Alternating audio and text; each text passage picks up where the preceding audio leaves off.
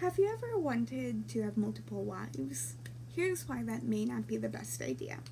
So lately there's been a lot of coverage in the media about the fundamentalist cult of the Latter-day Saints.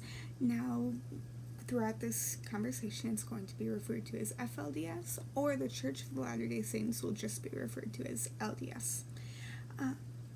Because their leader, the FLDS leader, Warren Jeffs, was recently put in jail because of he had a warrant out for his arrest, and we'll get into that more later. And so I'm talking to you about this today because I have a psych background and I'm really interested in things like patriarchal impacts on mental health and that sort of thing. And so I'm here to educate and kind of explain the dangers of a polygamous culture. And first I want to talk about which religions in the United States are polygamist, the legality of polygamy, and why it is illegal.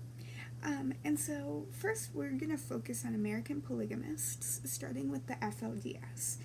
In 1890, it actually split from the LDS because the LDS decided that they wanted to outlaw polygamy completely, and so the FLDS, who were still practicing polygamy, were then excommunicated and became their own religion. And then fast facts about the FLDS, a CNN article written in 2019 states in 2002, Warren Jeffs, the current leader of the FLDS, decided that he was going to step up after his uncle had decided to fall ill. And in 2005, the first warrant for his arrest became public, and that was due to arranging a marriage between a 16-year-old girl and a 28-year-old man. And where they were in Utah, the age of consent at that time wasn't until 2018. And so other religions that are also polygamist in the United States include Islam. And so Barbara Haggerty, she wrote an NPR article about polygamy in Islam in 2018, and she talks about how mosques in the United States actually discourage polygamy, but some people who are immigrating directly from Saudi Arabia are still practicing polygamy. And so now that you know which religions are currently practicing polygamy, now let's talk about the legality of polygamy. And so actually polygamy was outlawed many years ago. It was outlawed, according to Kristen Sweet McFarland in her academic journal written in 2014, it was outlawed in 1862. Now that was fought by the LDS Church at the time because they were still polygamist, and the case actually went to the Supreme Court, and the Supreme Court ruled that it was not in any way against the freedom of religion, and so they continued to outlaw polygamy still to this day. And so illegal, then if it's illegal, then why is it still discussed? So it's still happening, actually, rather frequently, and people are still trying to dispute that it's happening. Like Noah Feldman, in his article, Polygamy is Constitutional, written in 2014, he says that polygamy and bigamy are equivalent to same-sex marriage, which obviously we know that same-sex marriage doesn't marry off children or have a same-sex connotation with children or anything like that, so they aren't connected at all.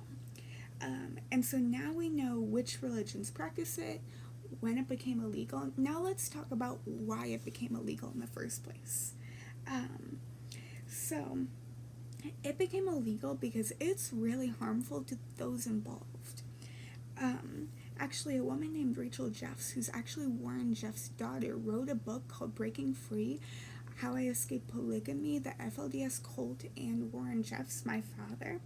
And in it, she talked about her sister and how they were forced to be separated from her husband and their children because of things that their father, who was in prison and couldn't see anything that they were doing, was told that she was doing things wrong and being sinful. She later found out that they were actually spies in their encampment who were telling him this information.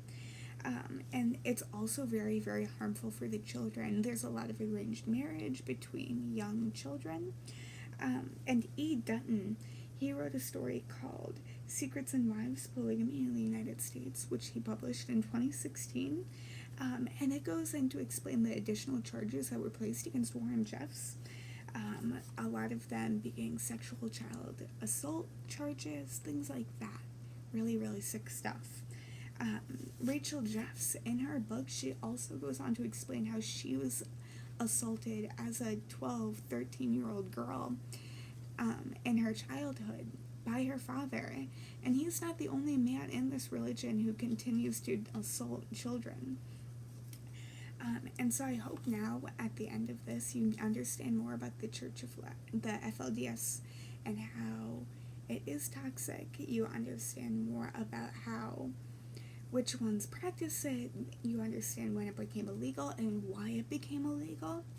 And then I hope you understand how toxic this religion is, and why it should remain illegal despite people trying to make it not.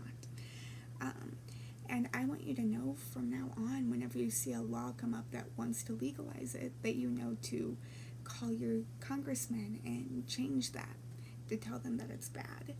And whenever you think of the Fundamentalist Church of Latter-day Saints, I want you to look at this family, and this is actually the Jeffs and all of her siblings. And I want you to see these 3 girls and imagine them being married to a 30-year-old man.